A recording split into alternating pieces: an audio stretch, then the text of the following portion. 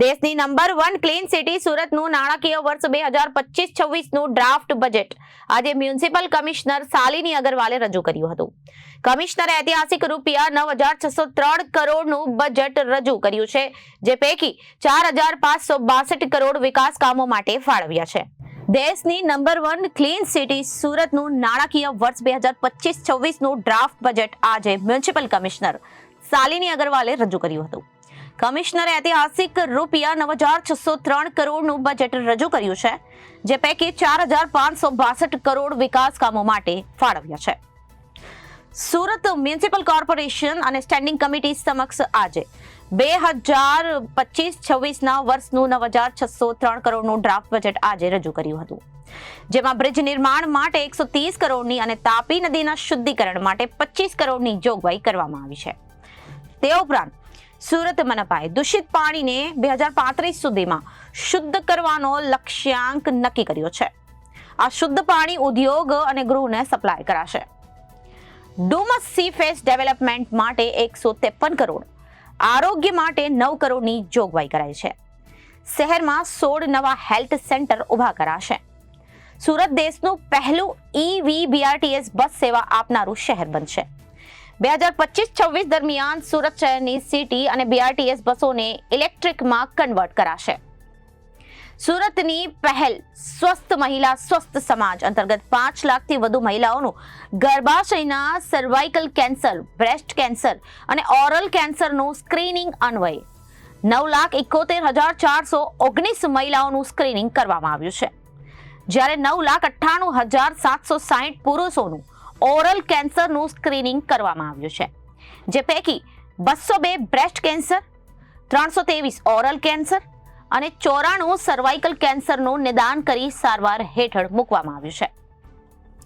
આવક ક્યાંથી કેટલી થશે તો જાણીએ. જી હા, આવક સુરત મનપાએ 2024-25માં કુલ 5,280 કરોડની આવક મેળવી હતી. તેની સામે હવે વર્ષ 2025-26માં 5,510 કરોડની આવકનો અંદાજ રજૂ કરાયો છે.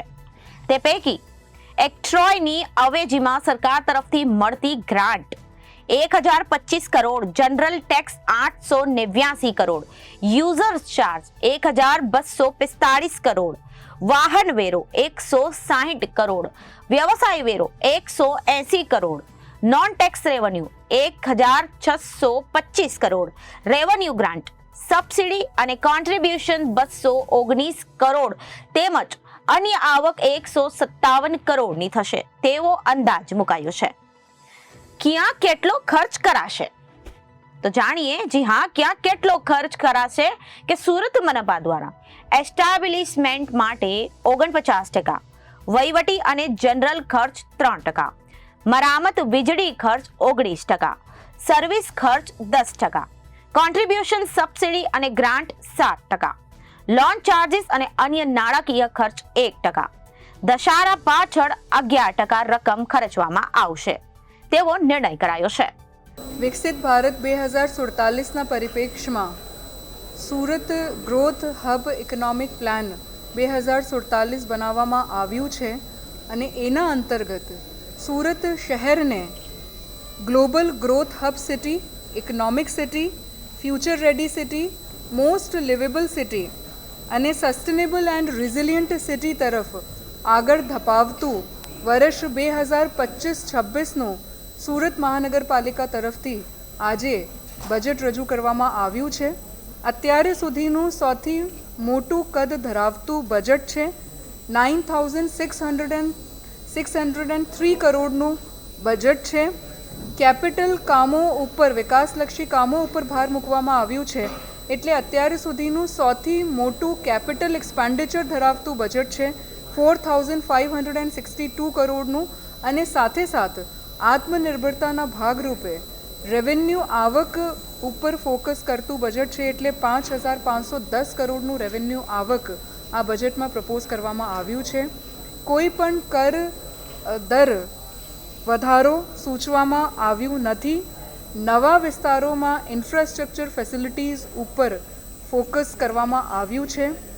સુરત શહેરમાં શહેરી ગરીબો, મહિલાઓ, બાળકો, દિવ્યાંગો, વડીલો, ઇન્ડસ્ટ્રીઝમાં કામ કરતા કામદારો, જુદા જુદા અસંગઠિત ક્ષેત્રમાં કામ કરતા કામદારો, વલ્નરેબલ સેક્શન્સ, સમાજના દરેક વર્ગને લોકોપયોગી બને અને એમના માટેના વિકાસલક્ષી કામો થાય એ પ્રકારનું બજેટ રજૂ કરવામાં આવ્યું છે.